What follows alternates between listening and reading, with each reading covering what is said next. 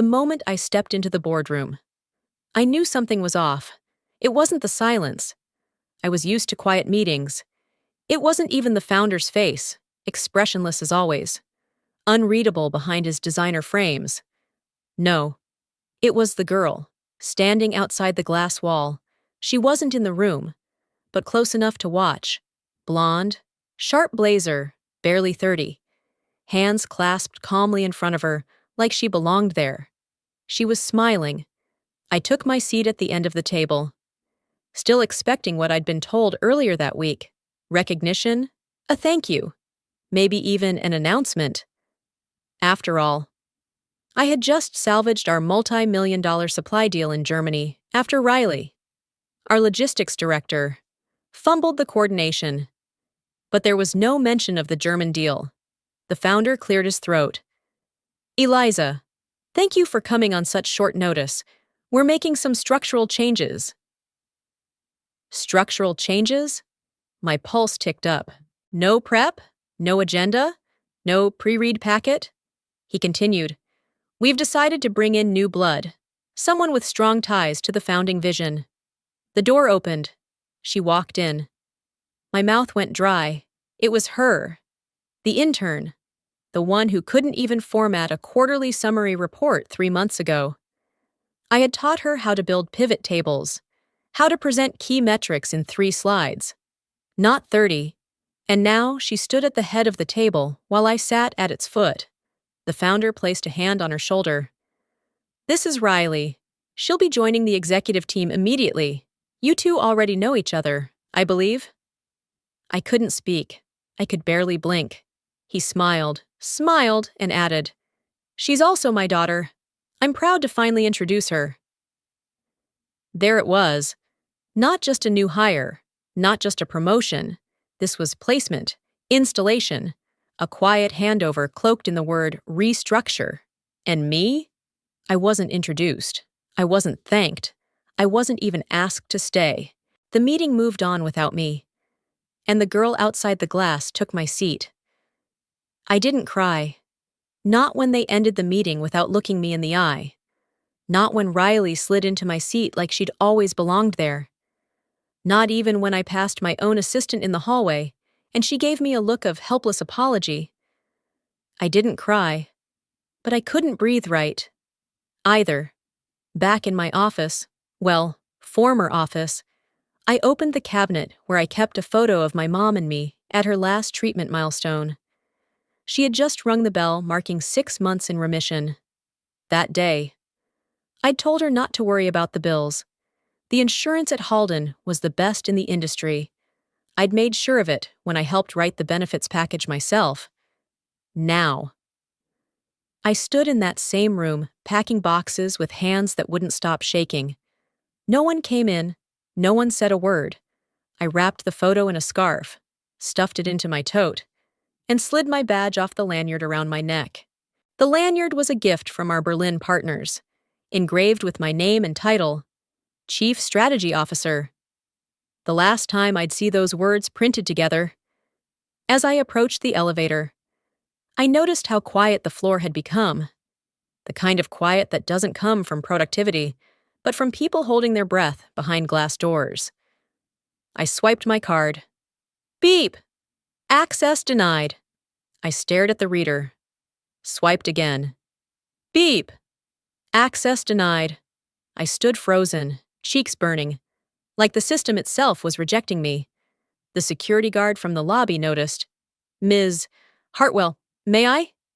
I hated the way he said Ms., not Eliza. Like I was suddenly someone else, a stranger, a file marked former employee. He scanned his MasterCard, and the elevator chimed open. I stepped inside without a word. The doors were almost closed when I heard footsteps behind me. Hurried but soft. It was Mia, from Analytics. She reached in and pressed the hold button, slipping a plain white envelope into my hand. No words, just a nod. Eyes glossy. I looked down. A sticky note on the envelope read, You'll need this, to remind them who built this place. I didn't open it. Not yet. When the doors closed again, I gripped the envelope tightly, feeling something hard and plastic inside. A USB. The elevator began its slow descent, but my thoughts dropped faster. No one had fired me outright. No one had thanked me either. No cake, no speech. Just a badge that no longer worked and a daughter with the right last name. I exited into the lobby, heels clicking on marble that suddenly felt foreign. At the exit, I turned one last time, not to look back at what I'd lost, but to prepare myself for what I would become. And as the sunlight hit my face, I finally felt the sting of it all. Not the job, not the office, not the title, but the way they erased me while I was still standing there. The truth didn't come all at once. It came in quiet fragments, half sentences, old memories reframed, and a phone call I never expected to make, after the elevator humiliation. I went home and sat in my living room for nearly an hour without moving. My purse sat on the floor where I dropped it. The envelope from Mia unopened on the coffee table. My phone buzzed constantly. News alerts, unread emails, a couple of awkward texts from colleagues saying things like, "I didn't know what to say," and "You didn't deserve that." None of it helped. None of it mattered. But there was one message that caught my eye. A single line from an old colleague. "You might want to ask Marcus. He's the only one who ever knew the whole story." Marcus Hale, former general counsel at Halden and Knox. He left the company a year ago after what they called a difference in vision. At the time, no one said more. Now I realized no one was allowed to. I called him. He picked up on the second ring. "Eliza," he said softly. "I was wondering when you'd call." There was no small talk. I went straight in. "Is she really his daughter?" Silence on the line. Then a heavy sigh. "Yes. Riley was born out of a settlement arrangement back in the early 2000s. The founder met her mother during the investor roadshows. It was delicate, but yes. She's biologically his.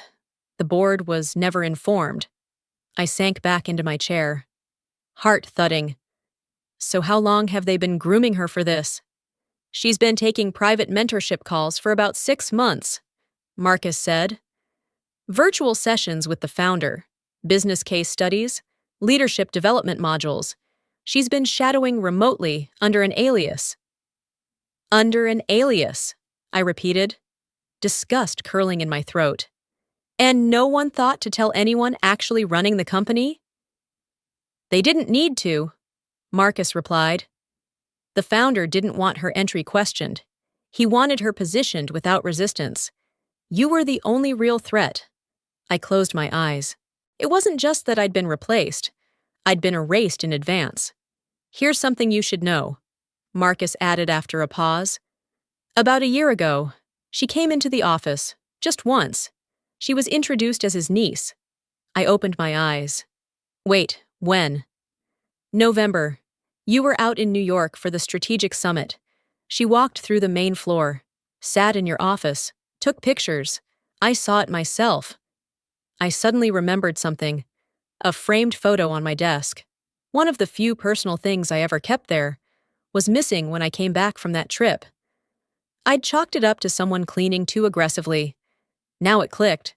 She had been there, sat in my chair, smiled at my team, taken pictures, maybe even rehearsed the future they were preparing for her, I whispered. He let her wear my skin before he even cut me out of it. Marcus didn't respond. He didn't have to. The betrayal wasn't just personal. It was systemic, methodical. A removal by slow replacement. So quiet it felt like my own memory was the one lying. Before we hung up, Marcus added, "I can't say this officially, but check the shareholders' access logs. I think you'll find that Riley had a security ID before her name was ever put on paper."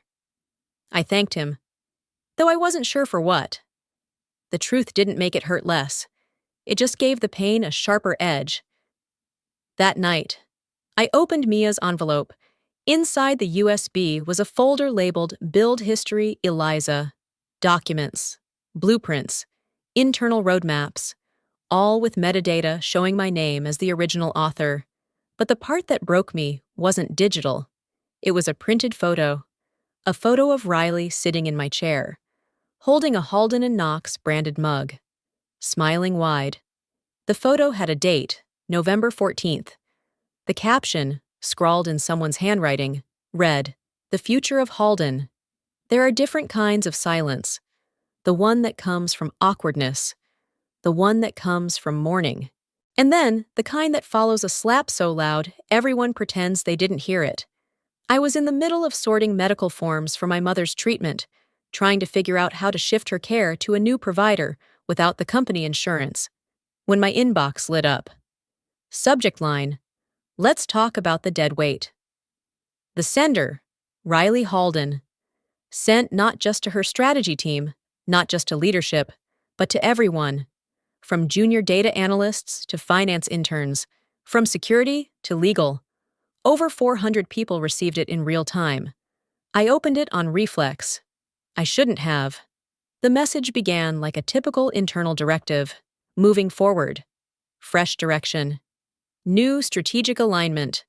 The usual corporate word, salad. But then came the part that stopped me cold. We're finally shedding the relics. Some legacies are better left in glass cases. You can't build the future with fossils. There was no name, but everyone knew who she meant. She didn't need to spell it out. The sentence that ended me. Leadership isn't about who did what a decade ago. It's about who has the vision to take us beyond next quarter. It was a clean-cut execution, and I couldn't even defend myself. My cursor hovered over the reply all button for a full 30 seconds. I imagined typing something razor-sharp, something that would cut through her polish and expose the arrogance underneath. But my fingers didn't move. Instead, I closed my laptop and sat still, hearing the blood pound in my ears. It wasn't just the insult, it was the fact that it came from inside, from the person who'd shadowed me silently, smiled through meetings, nodded while I mentored. She'd studied me long enough to know how to humiliate me with precision. 10 minutes later, my phone buzzed. It was Mia again. "Check the internal Slack. Channel all staff." I opened it with dread. The message thread was mostly unread. A few confused reactions. One sarcastic and then one comment from Jonah, a soft-spoken engineer who never said much. He'd worked under me in the early years, back when our entire R&D team fit into a shared workspace with flickering lights and no heating. His comment was just 2 lines. "We would be nowhere without her. Some fossils carry the fire." That one reply stayed up for 12 minutes. Then the entire thread was deleted. Admin locked. The shame didn't go away. Not immediately. I imagined Riley sitting at her desk, realizing what she'd done. Maybe panicking, maybe laughing, maybe both. She hadn't just insulted me. She'd done it in front of everyone. She'd made it public. And in that moment, it hit me. This wasn't clumsy or impulsive. It was strategic. She wanted to erase me retroactively, make it so that my name, my legacy, would feel like an inconvenience, something they had to apologize for. My office? Gone. My badge? Deactivated. My contributions? Undermined. Now. Even my memory was being rewritten. I texted Marcus, attaching a screenshot of the email before it disappeared. "Still think she's not being coached?" He replied 1 minute later. "No, this is full-scale narrative control, and it's not just coming from her." I stared at that sentence. Not just coming from her. So this was bigger than one reckless heiress trying to claim a chair she hadn't earned. This was systemic, sanctioned, planned, that night. I didn't sleep. I printed out Jonah's comment and taped it above my desk. "Some fossils carry the fire." She thought she'd buried me under shame, but all she did was remind me where my fire lived. The cursor blinked beside his name. I hadn't spoken to Elliot March in over a year, not since the quiet shuffle of his exit from Halden, framed publicly as a personal leave, but internally whispered as he pushed too hard. back then. I didn't ask questions. I was too busy fixing everything Riley broke in her trial runs under the radar. But now, with my reputation freshly flattened under a public insult, and my mother's treatment plan hanging in limbo, I was out of reasons not to reach out. The file I pulled from the envelope Mia gave me had reminded me who I used to be, and buried in my emails-starred folder, archived and ignored, was a subject line I couldn't forget. If you ever decide to build something that matters, call me. It had come from a group called Aviron Ventures, a clean energy investment collective with a reputation for quiet wins and quietly dangerous vision. I hadn't responded back then. Halden was my life. And loyalty, for better or worse, was my default setting. Now, with my default erased, I clicked call. 3 rings, a sharp breath. Elliot March! There was a pause before I spoke. My throat was dry, but my voice came out even. Elliot, it's Eliza. A beat of silence. Then, like a slow curtain lift, a spark returned to his tone. Eliza Heartwell, I've been waiting for this call. I allowed myself a faint smile. Took me long enough. Not at all, he said. I always knew you'd call when it mattered. He didn't ask why. He didn't need to. By now, Riley's mass email had made the rounds. Industry moves like that don't stay contained. I'd become the cautionary tale of the week. I expected formalities. What I got instead was a meeting invite. 3 o'clock. I'll bring the partners in. We've been building something, but it doesn't work without a system. Your system. I blinked. You mean that? Eliza, he said. You weren't a strategist. You were the infrastructure. You were the compass. The call ended, but my hands trembled afterward. Not from fear, but from something quieter, older, something I hadn't felt in weeks. Belief. At 3:00 p.m., I joined the call. Elliot, leaner than I remembered, but still sharp-eyed, introduced the team. 5 partners, all ex-corporate, all burned in one way or another by the legacy systems they'd helped build, and all ready to build something better. They didn't need me to start from scratch. They had the funding. They had the framework. What they didn't have was someone who knew how to bridge the reality of operations with the poetry of purpose. That's where I came in. What's your role now, Elliot? I asked during the final 10 minutes, already scanning the shared folder of product development timelines. He smiled wryly. Interim CFO. Again. But only until we finalize our leadership board.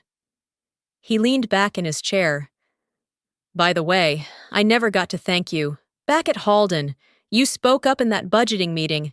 You stopped Riley from cutting the R&D line. I thought she'd come after me, I said quietly. She did, he replied. Just not immediately. That landed harder than I expected. Welcome to Aviron, Elliot added. Or should I say, welcome back to your own future. That night, I walked into my kitchen and opened the calendar my mom kept by the fridge. She had circled her next treatment date, 2 weeks away. I hadn't had the heart to tell her the insurance was gone, that everything we'd fought for together was sitting in review under Cobra paperwork. But now, I had options again, not out of revenge. Not yet. This was something softer, something steady, a quiet step toward reclaiming the pieces they hadn't managed to destroy. Not all courage looks like fire. Sometimes, it's just the calm hand reaching for the phone when every voice in your head says, don't. The first time I saw the Aviron logo printed on glass, it didn't feel real. It was barely a logo, just placeholder font on a taped sheet of paper stuck to a frosted glass door. The ink had smudged in the humidity. The hallway still smelled like new paint and dust. But to me, it was sacred, because for the first time in weeks, I wasn't walking into someone else's vision. I wasn't reporting to a legacy or protecting someone's ego. I was stepping into something I was building from zero, with intention. Aviron wasn't just a company, it was a second life. We rented the 5th floor of a modest tower in the same innovation district where Halden's headquarters sat. In fact, if you stood by the south window of our office and looked across the plaza, you could see Halden's 11th floor conference room, the same one where they'd announced Riley's arrival while I sat. Silenced and replaced, it was Elliot's idea to lease that floor. Visibility, he said with a knowing grin. Symbolic friction.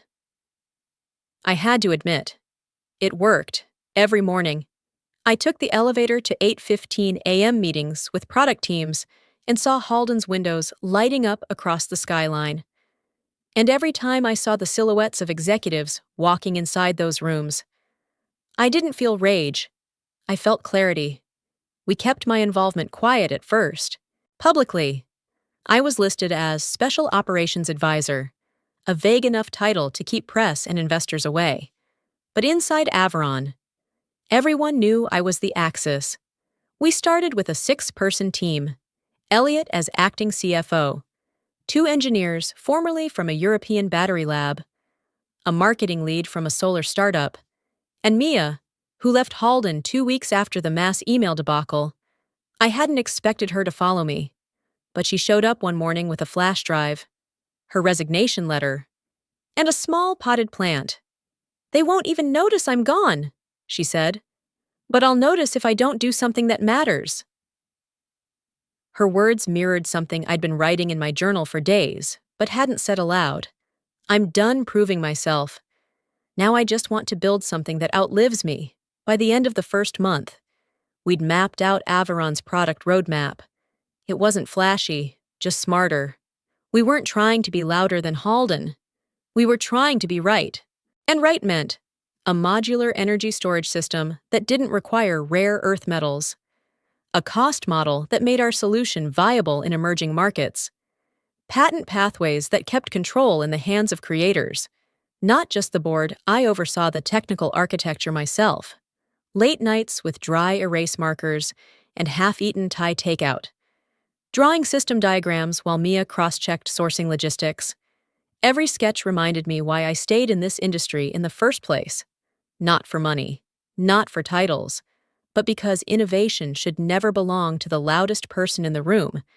It should belong to the most prepared. It was 9:30 a.m. when I got the first request for a meeting from one of Halden's former investors. The subject line was simple. "Is there space for a conversation?" I didn't respond right away. I watched the email sit there for a full minute, pulsing on my screen. I thought about the girl in the elevator, the one who clutched her badge after it turned red. I thought about my mom's calendar on the fridge, about Jonah's comment on Slack, about that photo of Riley sitting in my chair like she already owned my past. Then I clicked reply. There is, but the terms have changed. By the time the sun set, we had 3 new contracts under review, a short list of angel investors, and a wait list of engineers who had heard Eliza Heartwell might be building something. And as I stood by the south window, watching the conference lights flicker off inside Halden's 11th floor, I didn't feel anger anymore. I felt ready, from the outside. Halden still looked polished. The glass glistened under the morning sun. The logo hadn't changed. Reception still greeted guests with scripted warmth. Even their LinkedIn page posted curated thought pieces twice a week about redefining innovation. But beneath that shine, things were cracking, and I didn't need access to see it. Halden's silence was louder than any press release. Over the past 3 weeks, I'd heard whispers from vendors, vague social media rants from employees, and 2 resumes sent to Aviron from ex-Halden staffers, each marked confidential, each carrying a trace of desperation between the lines. Then came the lithium contract. Halden had negotiated an exclusive sourcing deal with Nexora, a mid-tier supplier based in Nevada. Known for its reliability but strict delivery terms, the contract Riley had personally pushed through required final approval and a secured logistics window within 10 business days of invoice issue. Simple enough, if you knew what you were doing. She didn't. she missed the submission deadline by 4 hours, which, under the contract clause, triggered an automatic penalty. Halden was bumped to the end of the next available supply cycle, 45 business days out. In other words, they had no lithium core shipments for the next 2 quarters. I found out by accident, or rather, because someone forgot to revoke my access that afternoon. I was reviewing a schematic in Aviron's conference room when I saw a new notification ping my old work account, which I'd kept logged into a separate offline archive out of habit. I hadn't touched it in weeks. But now, blinking in the top right corner, was a subject line I hadn't expected. Order hold, Halden and Knox. Please confirm new recipient contact. The sender, procurement at Nexora. The recipient, Heartwell@haldenknox.com. My old email, still active in their vendor portal, still CC'd as the primary point of contact on a 7-figure materials deal. I clicked. The body of the message was blunt. Following our last agreement, please advise updated lead for internal handling. Prior contact, Heartwell, not responding. Shipment window missed. Hold initiated. I leaned back in my chair, heartbeat slowing, not from shock, but from something cooler, something steadier, like watching a thread unravel exactly as you predicted. I didn't respond. Of course, but I did forward the message to Elliot. He called me back within 10 minutes. Tell me I'm not seeing this right, he said, voice low but electric. You're seeing it right. Did they really leave you listed? I guess someone forgot I was ever there, I said. Or someone hoped you'd keep cleaning up after them without being seen. That silence again. But this time, I didn't fill it. I let the moment stretch, because something in me wanted him to feel it too. He exhaled. They'll try to patch this, probably call Nexora, beg for an override. They won't get it, I said. Nexora doesn't renegotiate clauses. That's why we use them, strict but predictable. And now Halden's pipeline is frozen for 2 quarters. Elliot muttered, That's catastrophic. I didn't reply, but the truth was, I didn't feel triumphant. Not yet. What I felt was the eerie calm of a long, patient strategy taking root, the kind of quiet that comes not after a scream, but after years of being silenced.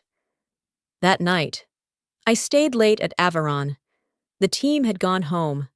The office lights dimmed behind me as I stood by the south-facing window, looking out over the courtyard toward Halden's building. Their conference room was still lit, 8:40 p.m., judging by the warm amber hue, and I could make out shadows pacing back and forth.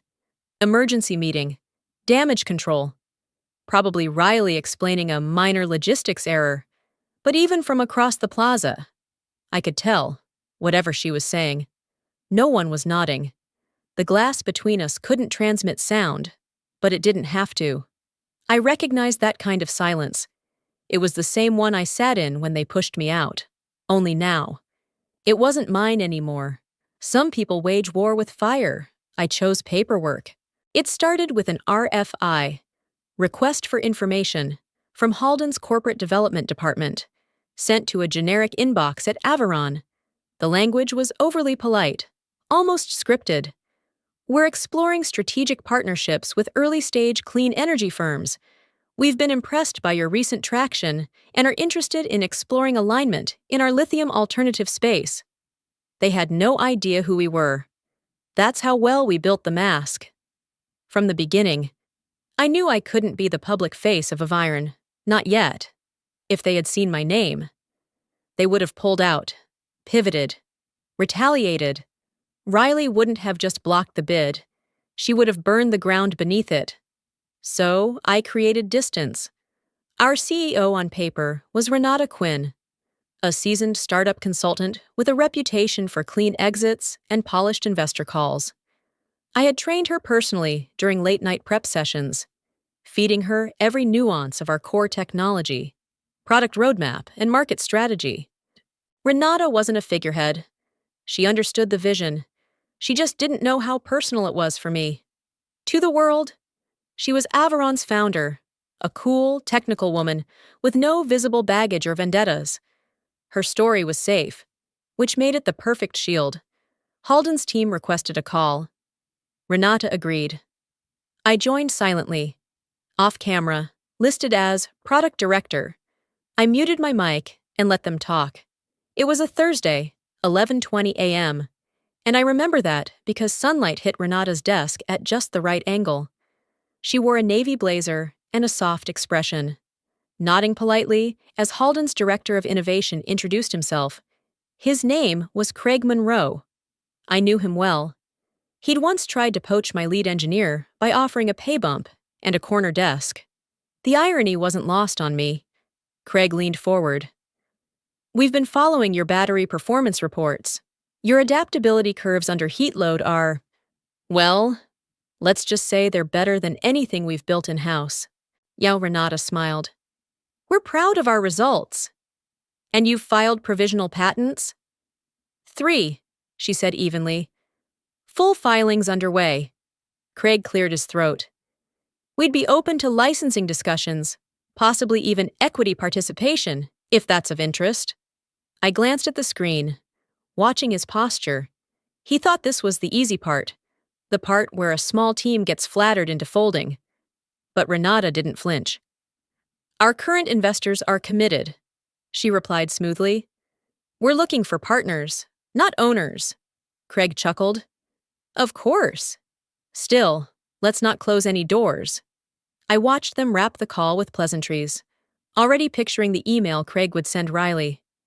Great team, smart leadership. We could absorb this without a ripple. Except nothing about this deal would be smooth or clean. After the call, Renata turned to me. You think he bought it? I nodded. He bought the version of the story we wrote for him. That's all that matters. So, she paused. How much longer do you want to keep your name off the table? I looked out the window. Halden's tower loomed across the skyline. A boardroom full of people who once thought I was indispensable. Now circling our product like vultures around something they thought they could claim. I answered quietly. Until they sign? We prepared the proposal package that same afternoon. Licensing terms, usage boundaries, penalty clauses, every page designed to look standard, but baked with precision traps, clauses that would only activate under specific conditions, most of which Halden had no idea they were about to trigger. I had spent 15 years building systems for other people. Now I was building safeguards, for myself, and beneath all the structure and silence, one fact pulsed steadily. They were bidding for technology that only existed because they pushed me out. They didn't know it, but they were negotiating with the ghost they created. And this time, I wasn't showing my face. I was showing them what it looked like to lose to the name they erased. I didn't need applause when the deal went through. I didn't need confetti, or handshakes, or congratulatory champagne. What I needed was for the paperwork to say exactly what I'd spent 3 sleepless weeks engineering into it. Quiet control. Halden and Aviron signed the MOU at 10:00 a.m. on a Thursday. Just over 2 months after Riley had paraded me out of the boardroom I built. The meeting took place over video. Everyone smiling through stiff Zoom squares and careful corporate smiles. Craig Monroe signed on behalf of Halden. Renata signed on behalf of Aviron. I wasn't in the frame. I didn't need to be. But the document had my signature, just not where anyone expected it. One signature, 3 pages deep, small font, footnote section, Legal Appendix F, Clause 18EF, Executive Continuity Provision. Entiete. In the event of a change to the leadership board, CEO, or executive control structure of Aviron Dynamics within 24 hours prior to or following the signing of this agreement, the licensing contract becomes void without penalty or further obligation. It was a clause that looked like boilerplate, just another protective clause buried in legalese. Aviron's legal team had reviewed it. So had Halden's. Neither raised a flag. Because to them, nothing had changed. And that was the trick. At 11:58 p.m., the night before the signing, I sat in a quiet conference room on the top floor of the Aviron building. The city outside was a constellation of motionless light. Beside me, Elliot laid out 2 folders, one for public record, one for internal governance. He didn't say much. He just passed me a pen. "Are you sure?" he asked. I nodded once. Not loud, not bold, just certain. Then I signed. Eliza Heartwell, Chief Executive Officer, Aviron Dynamics. No announcement. No social post. No corporate memo. It wasn't about theatrics. It was about the clock. By 12:01 a.m. I was CEO. By 10 o'clock a.m. Halden had signed a binding agreement that was already broken, and I didn't have to say a word. The confidence didn't come from ego. It came from design. I had spent years writing terms like these for other people.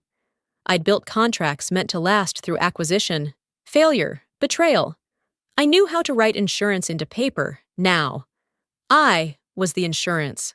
At 2:30 p.m., Elliot called me from the downstairs lobby. He was breathless with something between awe and dread. "They're asking to renegotiate." "Already?" Riley's name was removed from the executive registry this morning. Internal source says the board forced it through after the lithium debacle. I turned away from the window, where Halden's silhouette still loomed across the plaza. And? And they don't know what just happened?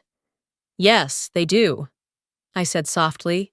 They just haven't admitted it yet.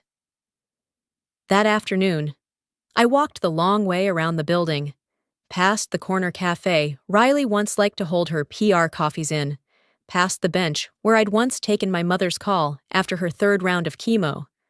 I entered through the loading dock. It was symbolic. In a way, I didn't want a front entrance moment. I didn't need a grand return. What I wanted was to sit in my office, and feel the quiet weight of what had just shifted. Aviron's team was calm that day. No high fives, no cheers, just quiet nods, soft smiles, and an energy that vibrated like a current under our skin. They didn't know all the details yet, but they felt the shift. Renata came in around 4:15 p.m., a folded paper in her hand. "Halden just submitted a revised term sheet," she said. Desperate tone. Stripped half the licensing value. Dropped all equity asks. I unfolded it, scanned the headers. "They're pretending they still have leverage," I murmured. She paused. "Do we tell them?" I looked up. "Not yet. Let it breathe. Some victories don't need headlines. Some power moves live best in the shadows. And some clauses, if written right, don't forgive. They erase. Power doesn't always enter the room with fanfare. Sometimes. It calls on a landline no one uses anymore. Inside Halden's glass-paneled executive boardroom. The atmosphere was tense but performative. Everything had been staged for the signing. The contract, a bold, multi-million-dollar licensing agreement with the rising startup Aviron, sat neatly printed in a leather folder, branded pens aligned, catering trays untouched, and a camera crew stood ready to snap what they thought would be the redemption shot of the quarter. Craig Monroe, Halden's director of strategic partnerships, stood at the head of the table, rehearsing lines in his head. The comms team had given him a statement to read once the contract was finalized. Neutral tone, optimistic phrasing, something about next-generation collaboration. It was 9:31 a.m. The only thing missing was Aviron's final signature. A young associate leaned over to Craig. Still no confirmation from their counsel, just waiting on the digital timestamp. Craig forced a smile and nodded, though the knot in his stomach tightened. They've had every document for 3 days. This is routine.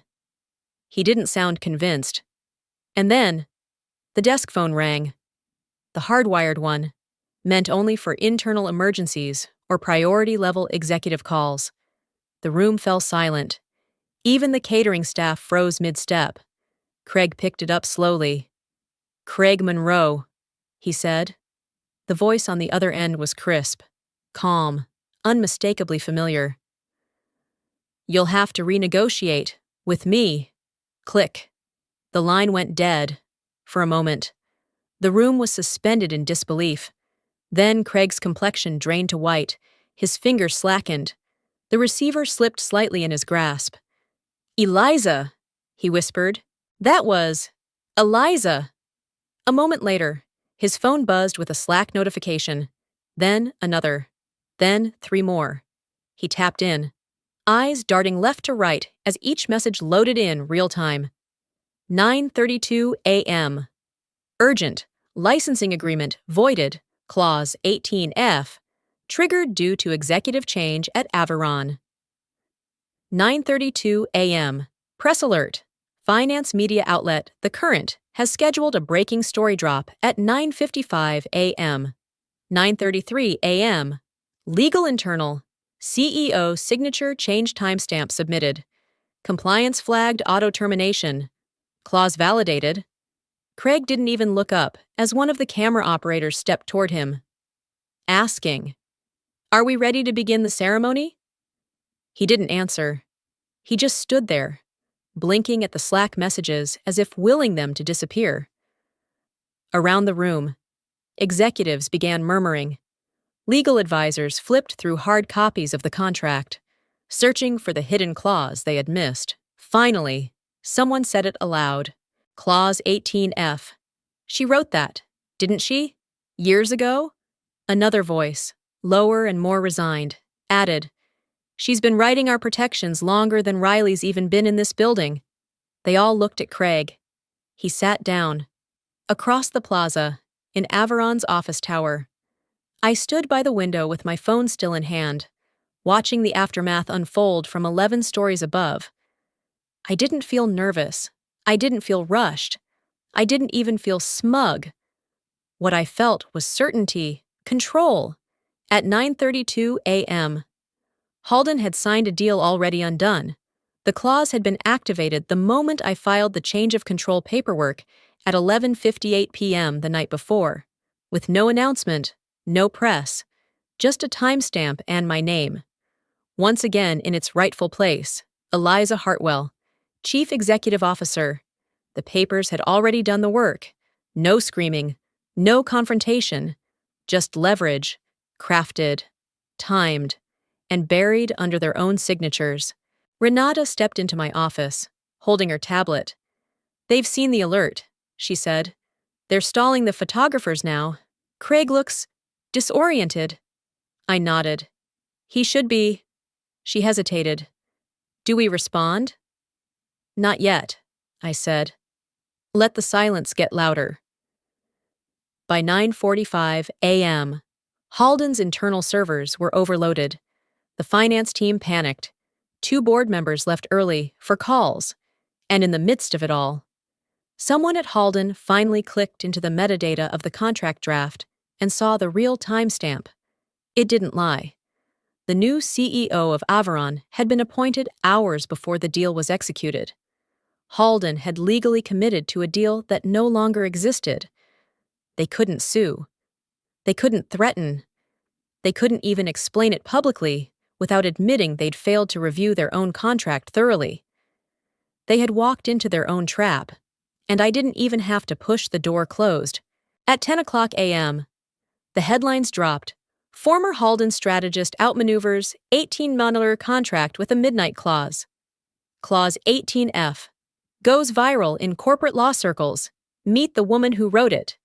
Eliza Heartwell's silent strike.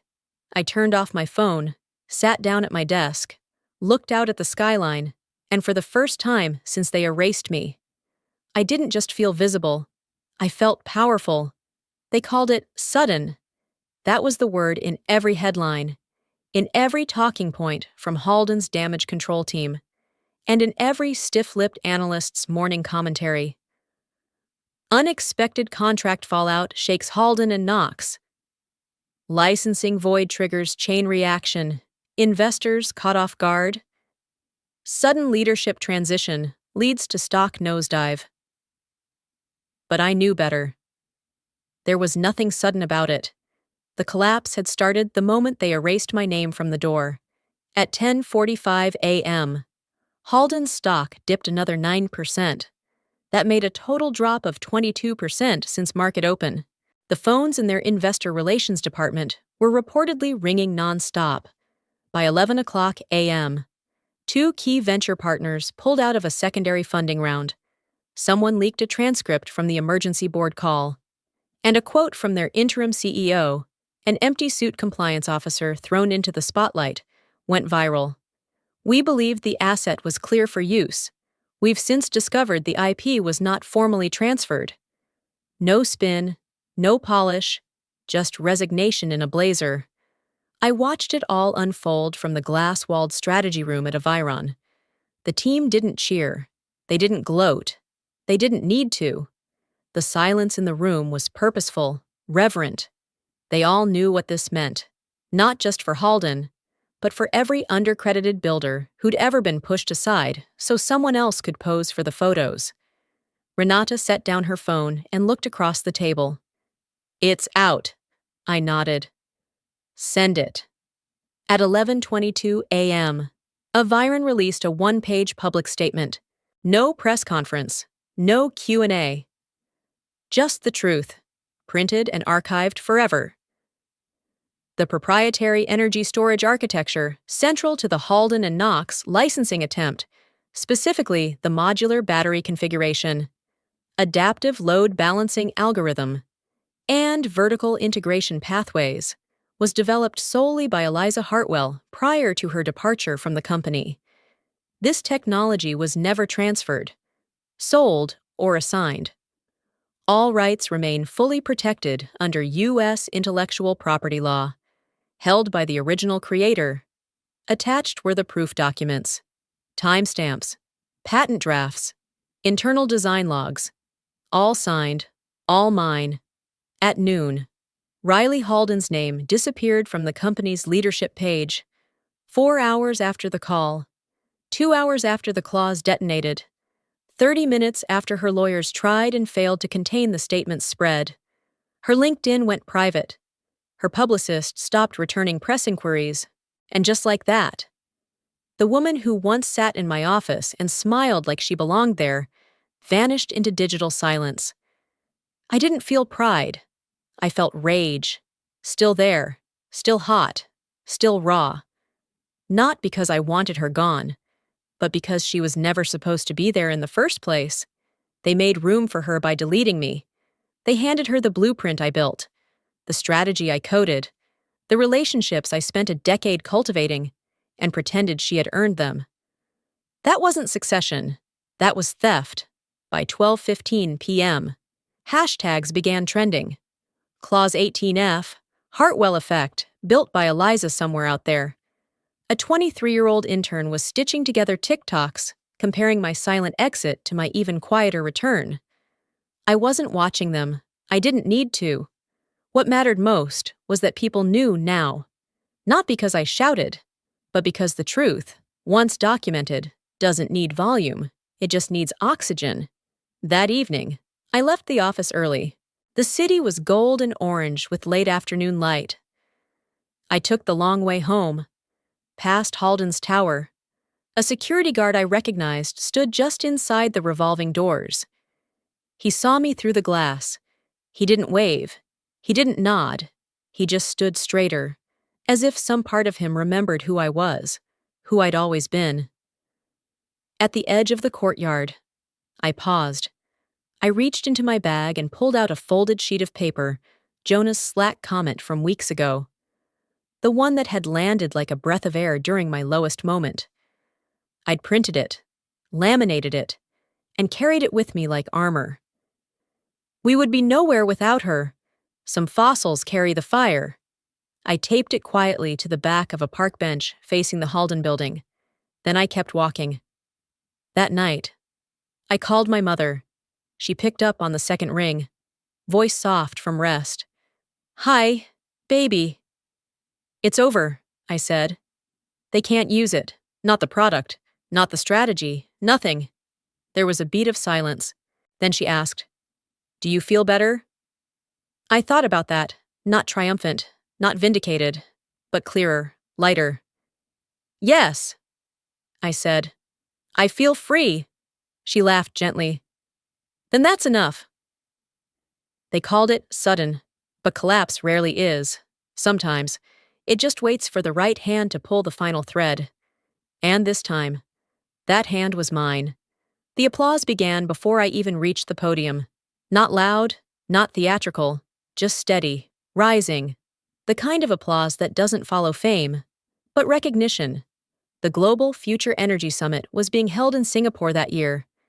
The stage backdrop was a kaleidoscope of silver and soft green, emblems of a new era in sustainable design. Delegates from over 40 countries filled the tiered seats.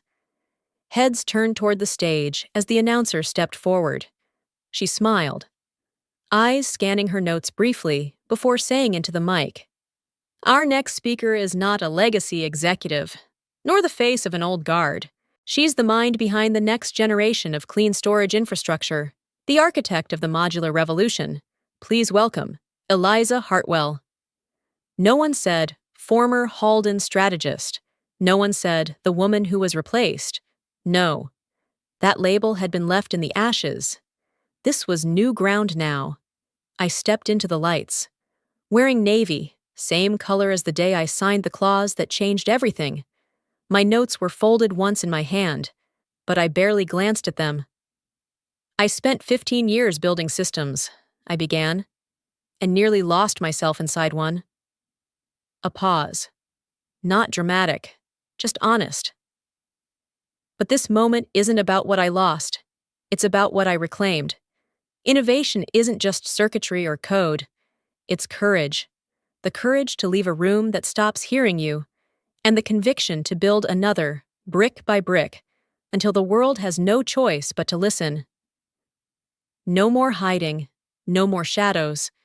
This was my name, spoken on my terms, in full light. After the speech, I exited backstage into a quiet hallway where organizers and aides were coordinating interviews. One figure stood apart from the crowd, a tablet in hand, headset tucked behind one ear. 5 minutes before Bloomberg, then Reuters. "Want me to cancel TechWire if we run late?" I smiled. "You're efficient as ever." "Jonah." He looked up. Older now, but the same earnestness in his voice, the same calm steadiness that had made his 2-sentence Slack comment weeks ago hit me harder than any speech. "We would be nowhere without her. Some fossils carry the fire." Back then, he had just been an engineer. Now, he was my executive assistant, by choice, by belief. He followed me when the storm broke. No questions, just a quiet. "Where do we start?" I thought about that first morning at Aviron, when the office still smelled like fresh drywall and fear, when I still wondered if the world would ever see me again. And now here we were, sitting atop the global leaderboard of innovation mentions, with 3 patent families filed under Aviron's name and 1 under mine. Individually, we walked back toward the media wing, lights ahead, cameras waiting. I didn't flinch. Jonah leaned in and said, "They're calling this the Heartwell effect now." I raised a brow. "Better than Clause 18F, I guess." He grinned. "They're also quoting you." "Which part?" He pulled up the headline on his phone. "They tried to bury my name. Now it's carved into their failure and printed on the future." I laughed softly. "Not bad for a fossil." Some stories don't end with revenge. Some end with redefinition. I was never meant to be remembered as someone's understudy or collateral damage on someone else's ascent. I was meant to be seen for what I am, the builder of things that last. And now, they say my name, not as a footnote, but as the headline. If this story moved you, I'd love to hear your thoughts. Leave a comment below. What part hit you hardest? Share this with someone who needs to reclaim their voice. And don't forget to subscribe for more powerful stories that shine a light where others tried to shut it off. Because sometimes the quietest person in the room is the one who writes the future.